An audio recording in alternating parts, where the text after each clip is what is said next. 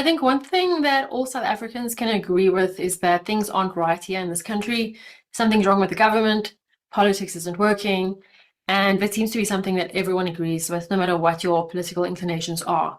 However, there are a couple of options. I wouldn't like to call them solutions flying around that aren't actually solutions, but it's almost like a typical, inevitable knee-jerk reaction to the current failing system that we have. And as we uncover these three specific not solutions, I think it will become clear why we, or OHM, is registered as a political party, because it was so easy to just have continued as a movement from the beginning, just being this civil society movement and focused on things that improve the lives of citizens and perhaps voter awareness, etc.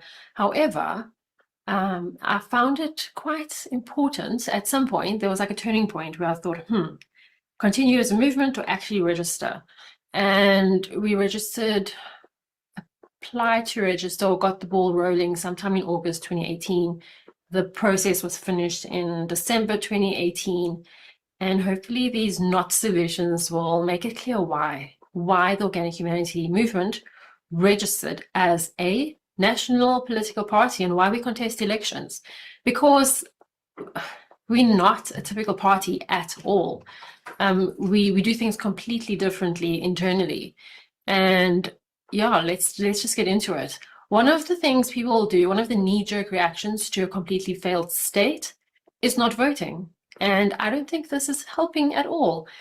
I think we've reached the point from the 2024 elections where we have more non-voters than actual voters, if you also include the unregistered lot.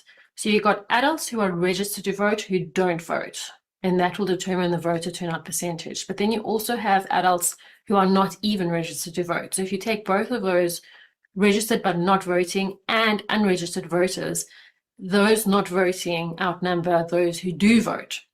Now, unfortunately, I mean, I understand it. I was that person once upon a time. And it's easy to think that, okay, I don't like any of the options, therefore I'm not going to vote. Unfortunately, what happens is that you are at the mercy of those that do vote, and that is weakness. That really puts your position as a citizen in a complete weak spot. So I don't think not voting is a good idea. So you might not like all the parties, but you can still vote strategically to divide power. So what do the top few parties want more than anything? They want concentrated power. They would rather have a two-party state than have a parliament that's filled with a whole bunch of political parties, like 20 or 30 or 40. And, you know, I've covered this topic before. It's better to have more voices in parliament than less, always. And then if you look at who funds who, there's really not much difference between parties number 1, 2, 3, and 4, for instance. And so by voting strategically, you can divide power. And I've been through this process. I was part of a mainstream political party before and couldn't exist in it anymore, so I left and started OHM. But before I left, I went through every single political party that existed in parliament at the time. There wasn't a single option that I was willing to join, for at least each one had at least one reason why I couldn't do so. And so it just made sense to start the Organic Humanity Movement. Not voting is not an option. Not voting means you're at the mercy of people who do vote, and not voting means that those in power are going to remain in power. Why not try strategically vote to divide their power, make their power smaller at the very least? Surely it's better than doing nothing. Please, if you think I'm wrong here, I would love to hear in the comments your point of view and your perspective. The second thing people talk about with regards to being disillusioned with how much the government has failed, I think is probably, you know, just exiting the system, reclaiming sovereignty, burning your ID, deregistering, and all the rest. I actually think this is very counterintuitive, if not hypocritical at worst, because there is no escape from the system. This is something I recognized very early on when I was in politics and when I left to start the Organic Humanity Movement. I realized that there is truly no escape. Every time you purchase something, even if you're paying cash, you are still more than likely going to be paying VAT unless all you're buying is vegetables and bread or mini pup. So if you also own property, you're paying property taxes. If you're renting from someone, you're helping them pay property taxes. So nowhere really in this world is a true escape from the system. And that is a problem. I feel like that's almost a violation of human rights, and that's why we've kind of tackled it somewhat in the Constitution amendments we're busy writing, which we will put out in the public in the near future. But that's besides the point. The main point here is exiting the system, divorcing yourself from the system, deregistering. It doesn't actually effectively work. You actually disempower yourself further. If you need medical attention, no government institution is going to be able to help you, for instance. So I think it becomes a bit of a problem. So even if, and the examples I'm using, I'm trying to think of the person who doesn't need to work anymore, farms for their own food, doesn't buy anything, or tries not to. There's still going to be some interaction that enhances the transactionary nature of the system to some degree or the other. There isn't any true freedom, really. And there's no way you can really exist unless you are squatting on land illegally, and that's another option. But then you're still at the mercy of the state in a sense. The third non-option is secession, which I think was quite a hot topic a couple of years ago. Not so much anymore, thank goodness. You know, in a fairy tale wonderland where there's no global threat of absolute evil world domination, maybe we could look at it.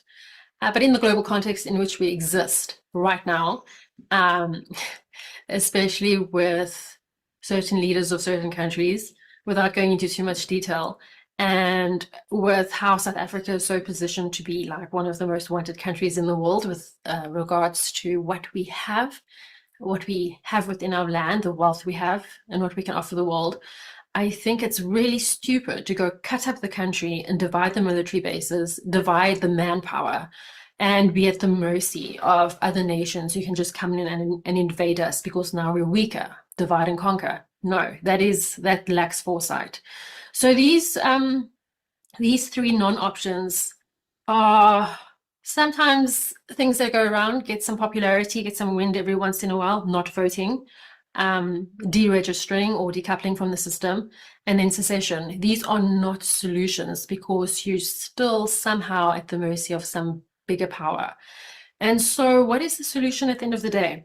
Well, this is why I'm registered as a political party, because we realized we can actually use the system against itself. We can use the system to change the system.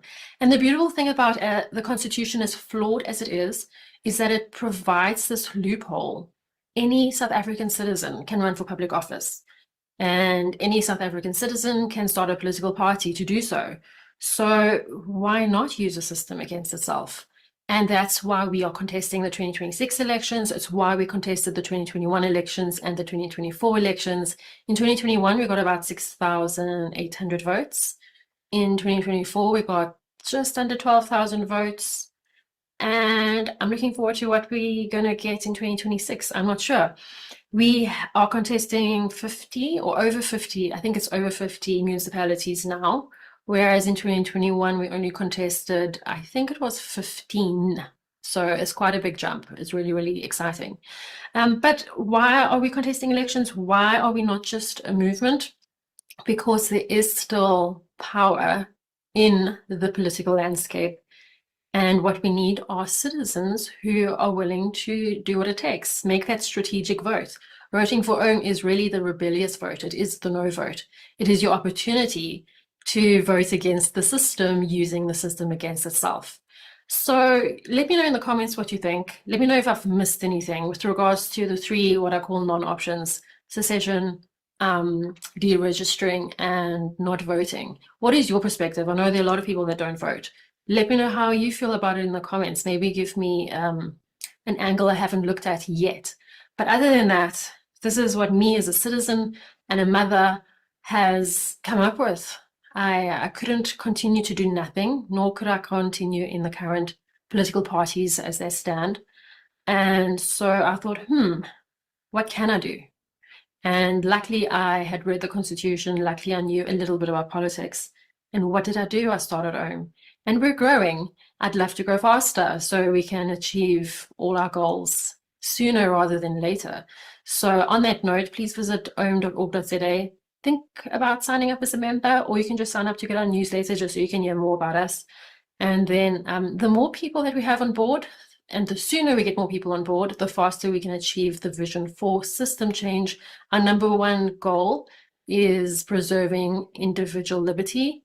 Alongside that is preserving organic humanity in light of this fourth industrial revolution world we are very much immersed in right now. And yeah, I don't think there's any other organization focused on that aspect at the moment. I'll dedicate another video to the name Organic Humanity Movement, but just as I said in short, preserving organic humanity in this fourth industrial world.